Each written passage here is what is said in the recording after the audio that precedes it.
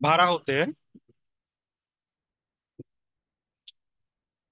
আয় খাতে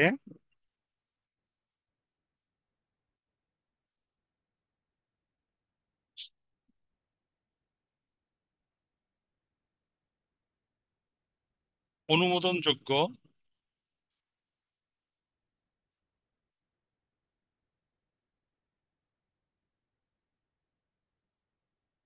খরচ সমূহ।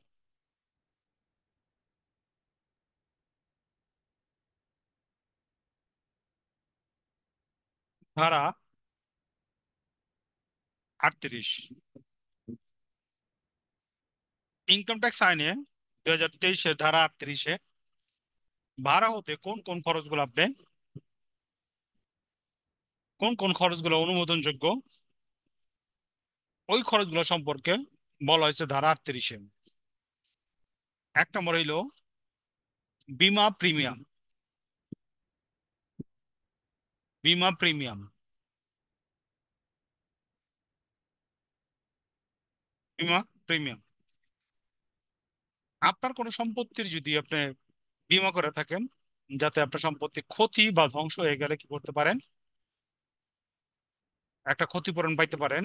এর জন্য যদি বীমা করেন, ওই বীমা খরচটা অনুমোদনযোগ্য খরচ হিসেবে গণ্য করা হইবে। দুই, ঋণের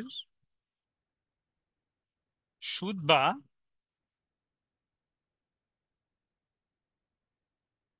মুনাফা। ঋণের সুদ বা মুনাফা কোনো সম্পত্তি ক্রয় করতে চাইয়া আপনার যদি মূলধনী কোনো ঋণ গ্রহণ করেন, ওই ঋণ যে ঋণের যে সুদ দিতে হইব, ওই সুদটাও কি আপনার অনুমোদনযোগ্য খরচ হিসেবে কি করব অন্তর্ভুক্ত করা হয়। তিন নম্বর হইল গিয়া কর, ফি বা অন্য কোনো বার্ষিক চার্জ। অন্য কোনো বার্ষিক চার্জ। দেখেন, অ্যাপার্টমেন্ট গুলোতে কি করা হয় আপনার, অনেক সময় চার্জ গ্রহণ করা হয়। আবার আয়কর বা অন্য কোনো সরকারি ফি যদি প্রদান করা করা হয় আপনার সম্পত্তির, ওই ফি আপনার কি করা হইব অনুমোদনযোগ্য খরচ হিসেবে আপনার গণ্য করা হইব। চার নম্বর হইলো ভূমির খাজনা। এরপরে ভূমির খাজনা। ভূমির খাজনা, ঠিক আছে। ভূমির খাজনা, তারপরে পৌরকর। পৌরকর, তারপরে ভূমি ভাড়া। ভূমি ভাড়া, তারপর হলো মেরামত রক্ষণাবেক্ষণ।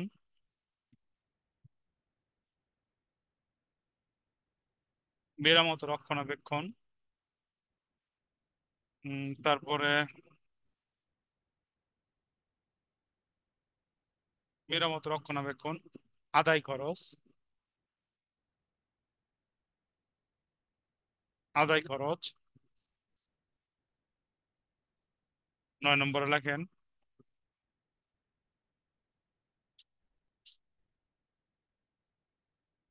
বয় ও পানির খরচ। এরপর লেখেন বিদ্যুৎ ও দারোয়ানের খরচ।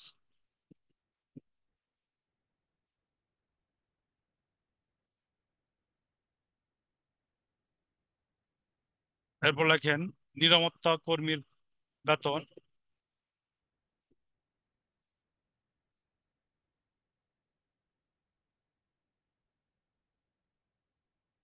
খরচ,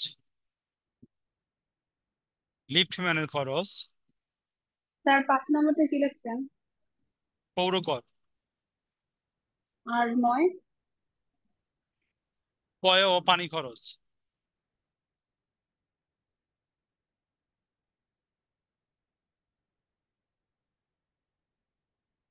মালির বেতন,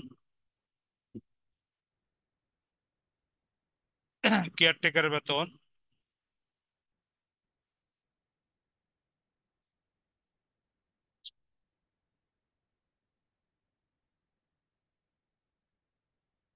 15 নম্বর লেখেন আইন খরচ,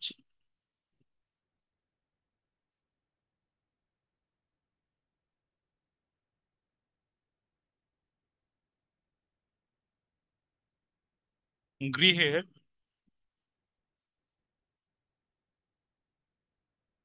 রক্ষণাবেক্ষণের জন্য অপরিহার্য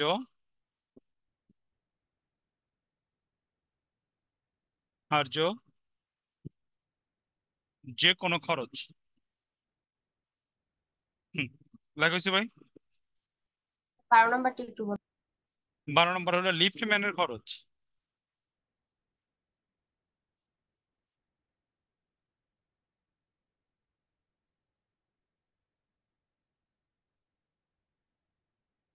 হুম,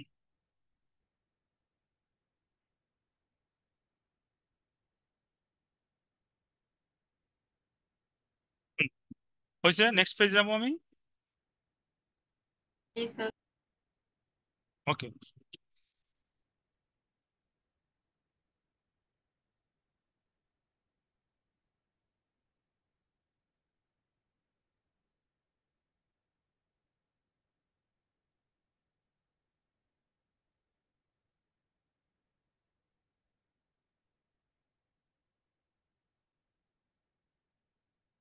কর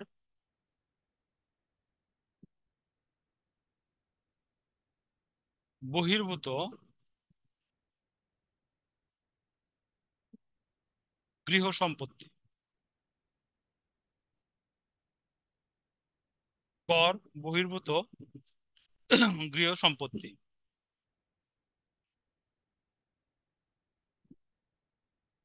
ট্যাক্স ফ্রি প্রপার্টি,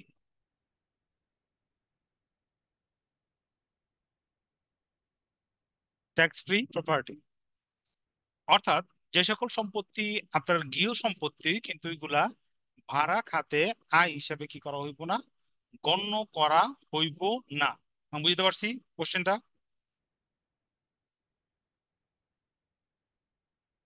অর্থাৎ যে সকল গৃহ সম্পত্তি কর আরোপের ক্ষেত্রে বিবেচনা করা হইব না। 1 নম্বর, করদাতার আবাসন গৃহ, করদাতার আবাসন গৃহ অর্থাৎ করদাতা নিজে যে ঘরটাতে থাকে ওই ঘরটা আপনার গৃহ খাতে আয় হিসাবে কি করা হইব না,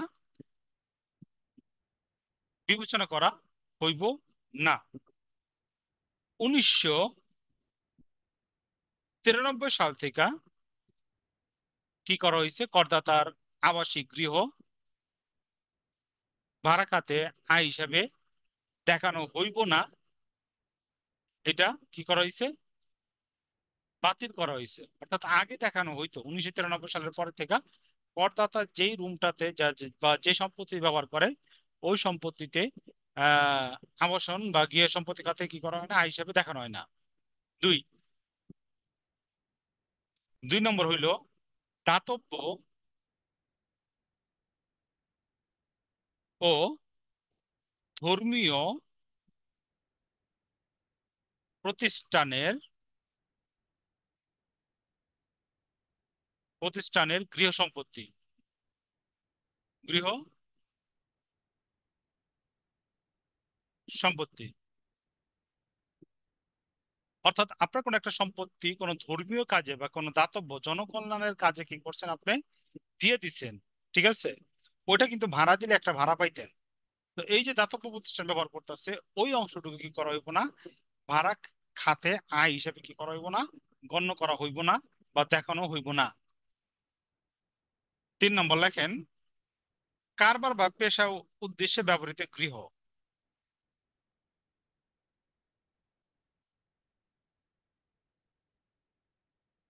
কারবার বা পেশা উদ্দেশ্যে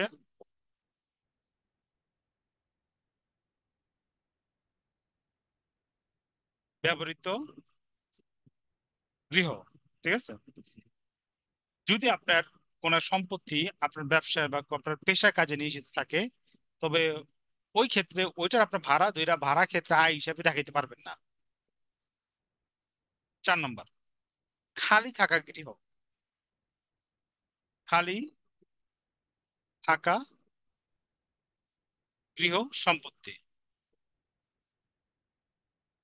মনে করেন আপনার কোনো একটা সম্পত্তি আছে, ওইটা ভাড়াও দিতে পারতেছেন না, বছর বছর খালি রয়েছে বা 6 মাস খালি রয়েছে। এই যে খালি থাকার ক্ষেত্রে যে ভাড়াটা আপনি পাইলেন না, এই পান নাই যে ভাড়াটা, ওটা কিন্তু আপনার ভাড়া হিসাবে আয় হিসাবে দেখাতে পারবেন না। 5 নম্বর, কৃষিকাজে ব্যবহৃত গৃহ। কৃষিকাজে ব্যবহৃত গৃহ। ক্লিয়ার? হুম, হয়েছে ভাই? জি স্যার।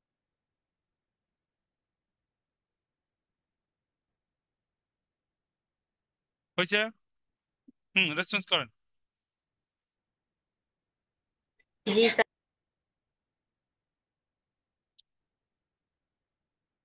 আচ্ছা, শর্টকাট আরো 2টা লাইন লিখি, ওটা লেখেন আপনি।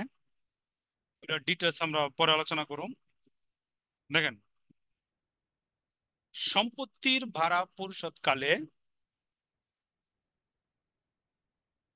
সম্পত্তির ভাড়া সম্পত্তির ভাড়া পরিশোধকালে প্রদেয় ভাড়ার উপর প্রদেয় ভাড়ার উপর 5% হারে কর উৎসে কর্তন করা হয়। কর্তন করা হয়। এটা আরো ডিটেলস আছে আর কি, উৎসে কর কর্তন আমি শর্ট আলোচনা করতেছি কারণ এখানে আমার আহ, লাগবো। আর আরেকটা খেয়াল করেন, কনভেনশন হল, এটা তো বুঝেন। কনভেনশন হল অথবা এবারই নাকি স্যার? দেখি। হ্যাঁ, হুম হুম, কনফারেন্স হল, এই ক্ষেত্রে আপনার 5% কি করে, উৎসে কর কর্তন করে। উৎসে কর কর্তন করে, কর কর্তন করে, ঠিক আছে? এটা সেকশন 110-এ বলা হয়েছে।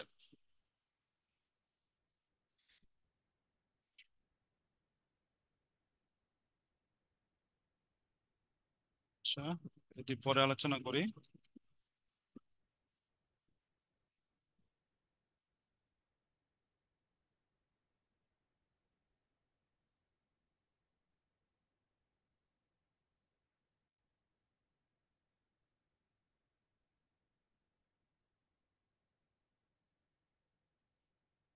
হুম, লেখা হয়েছে ভাই এই পর্যন্ত?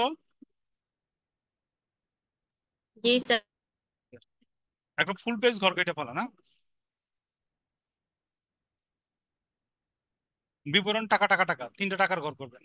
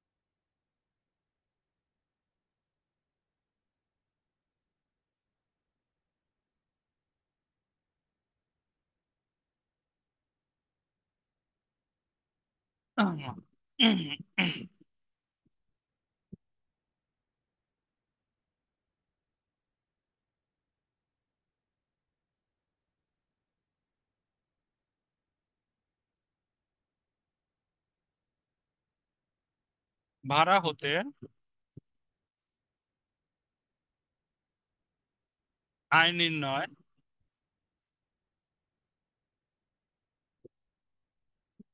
ছক।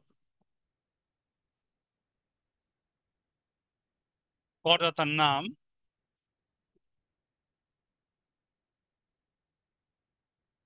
নাম, কর বর্ষ, আয় বর্ষ,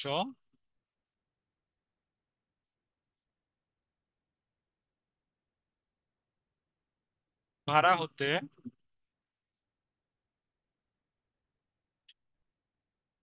মোট আয় নির্ণয়, মোট আয় নির্ণয়।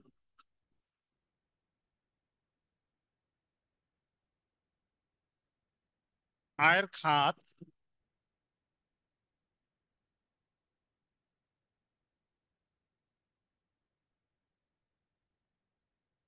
আয়ের খাত ও বিবরণ, টাকা, টাকা, টাকা।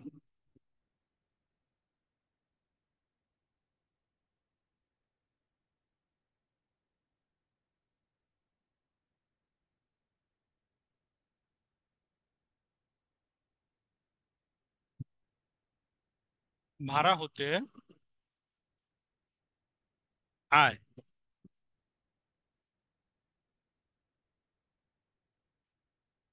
ধারা 35 থেকে 39। প্রথম হইল প্রাপ্ত ভাড়া, প্রাপ্ত ভাড়া। ওকে, যোগ, উৎসে কর্তৃত কর, উৎসে কর্তৃত কর, যেটা একটু আগে বললাম 5% কেটে রাখে, উৎসে কর্তৃত কর। এটা যোগ করলে আমার বেরাইবো আরেকটা আইটেম আছে। হুম, এটার সাথে যোগ দিবেন, যোগ ভাড়াটিয়া বহন কর্তৃক বাড়ির খরচ, ভাড়াটিয়া বহন কর্তৃক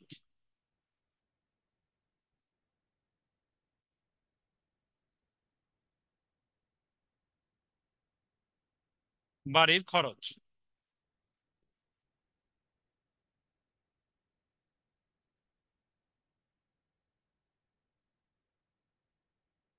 বাদ মালিক কর্তৃক বহনকৃত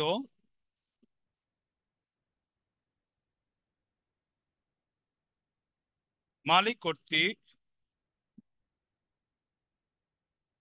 বহনকৃত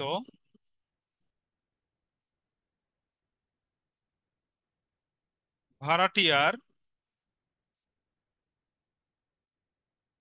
ব্যক্তিগত খরচ।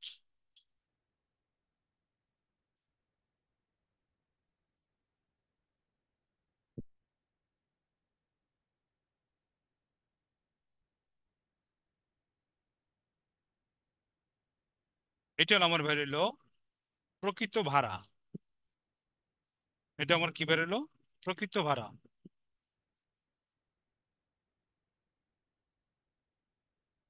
প্রকৃত ভাড়া। অথবা,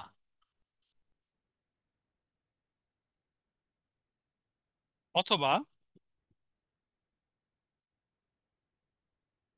ন্যায্য, আচ্ছা আমি, আচ্ছা এই পাশে লিখলাম, হ্যাঁ, ন্যায্য সঙ্গত পৌরমূল্য, পৌর মূল্য এটির মধ্যে যেটি বড়, যেটি বড়,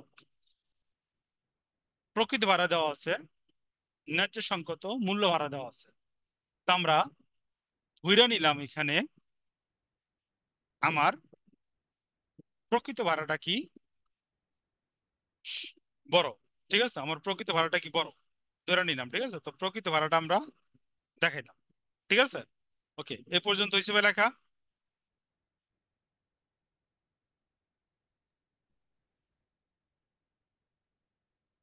जी सर वैसे।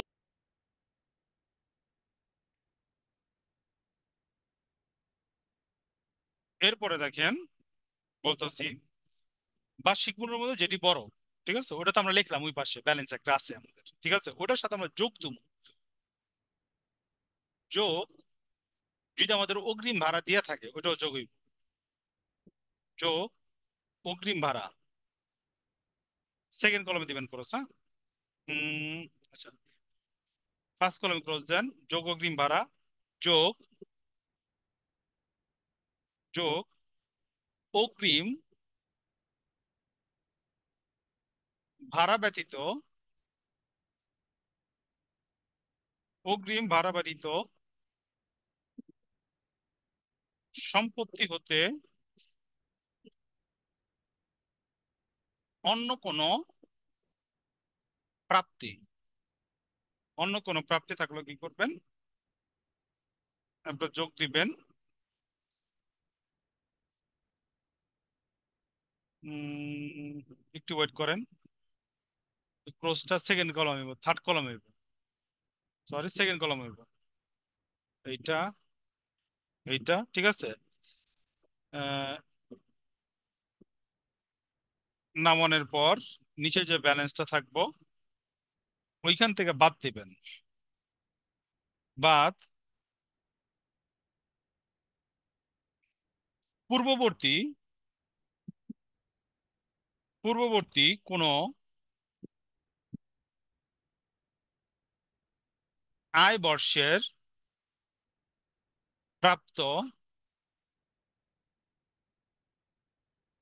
অগ্রিম ভাড়া যদি থাকে, অগ্রিম ভাড়া আর বাদ দিবেন এর সাথে শূন্যতা ভাতা। এটা আমরা অঙ্কে বুঝাবো আপনাদের শূন্যতা ভাতা, ইনডাইরেক্ট আলোচনা করছি আমি এটা। শূন্যতা ভাতা, এই দুইটা আমরা বাদ দিমু এইখান থেকে। এইখান থেকে বাদ দিয়া আমরা এই ব্যালেন্সটা থার্ড কলমে বসাম। এইটা আমাদের বের হইলো মোট ভাড়া মূল্য। এটা আমার বের হইলো কি, মোট ভাড়া মূল্য। লেখা হয়েছে এই পর্যন্ত ভাই? जी सर।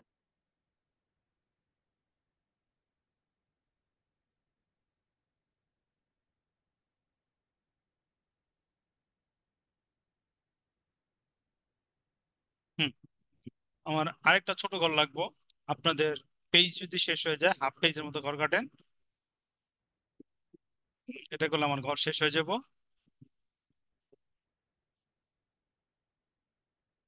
আপনাদের এক পেজে কাটছে এটা, যতটুকু লাগাইছি।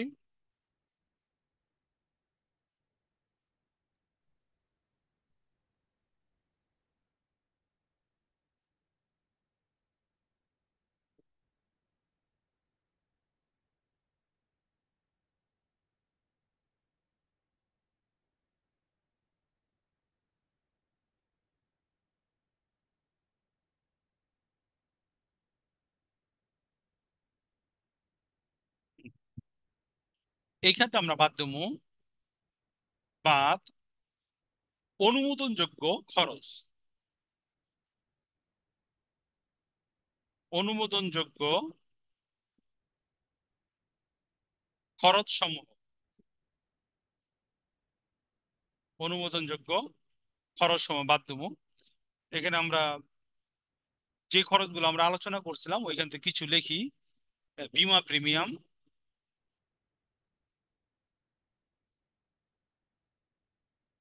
বীমা প্রিমিয়াম, এগুলো আমরা সেকেন্ড কলামে লিখি। হ্যাঁ, 2 নম্বর লেখেন ঋণের সুদ বা মুনাফা।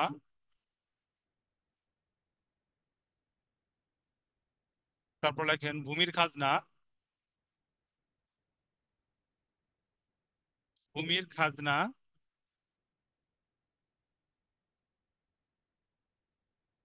তারপর লেখেন পৌরকর,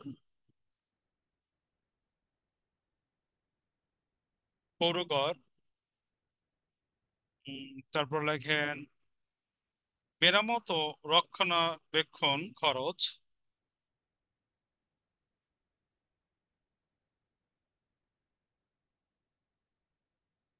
রক্ষণাবেক্ষণ খরচ, মেরামত ও রক্ষণাবেক্ষণ খরচ। আচ্ছা, এখানে ব্র্যাকেট দিয়ে লেখেন,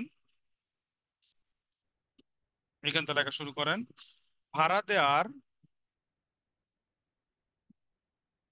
ভাড়া দেওয়া আবাসিক, আবাসিক উদ্দেশ্যে ব্যবহৃত গৃহের মোট ভাড়ার 25% এবং আপনার লেখেন, এগুলো আমি অঙ্কতে বুঝাবো। বাণিজ্যিক উদ্দেশ্যে ব্যবহৃত, ব্যবহৃত মোট ভাড়ার 30%।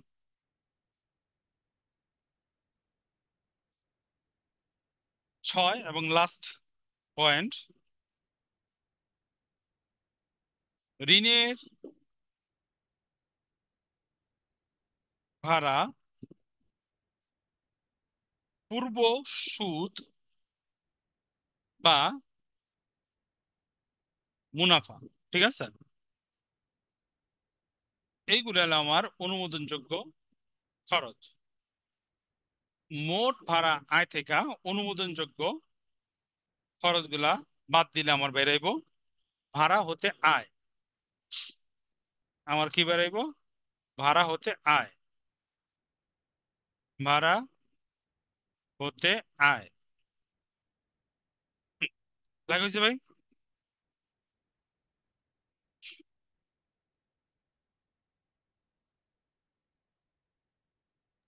জি।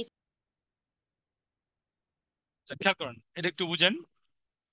মেরামত খরচ হিসাবে আপনি যদি মানুষজন থাকে আবাসিক উদ্দেশ্যে ভাড়া দিয়ে থাকেন, ওই ক্ষেত্রে আপনার ভাড়া মূল্য যেটা পাইবেন, মনে করেন আপনি ভাড়া মূল্য পাইতেছেন 10,000 টাকা, 1 লাখ টাকা মনে করেন বছরে পাইতেছেন, ওইটার 25%, অর্থাৎ 25,000 টাকা কি করতে পারবেন আপনি মেরামত খরচ হিসেবে দেখাইতে পারবেন।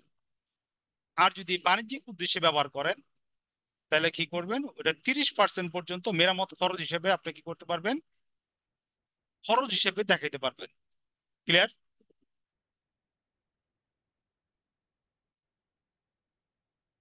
হুম, ক্লিয়ার হয়েছেন? দেখেন তো, জি। ভাড়া হতে আয়ের মোটামুটি আমি theory plus charter plus primary যে আলোচনা আছে ওইগুলা মোটামুটি শেষ করছি। তো নেক্সট ক্লাসে আমরা এই চ্যাপ্টার অঙ্ক শুরু করুন, নেক্সট ক্লাস মিস দেন না, ঠিক আছে? এবং আপনারা নিজেরাও এই চ্যাপ্টার থিওরি গুলো দেখেন, একবারে ফাইনালের জন্য একবারে দেখে বলেন, ঠিক আছে? আমি মেজরিটি গুরুত্বপূর্ণ থিওরি গুলো আপনি আলোচনা করে দিচ্ছি, ঠিক আছে? তো আজকের ক্লাস এখানে শেষ, হ্যাঁ? স্যার এটা কোন চ্যাপ্টার? এটা হলো আমার ভাড়া হতে আয়, বেতন খাতে চাকরির ক্ষেত্রে আয়ের পরের চ্যাপ্টার, ঠিক আছে? আচ্ছা। ওকে।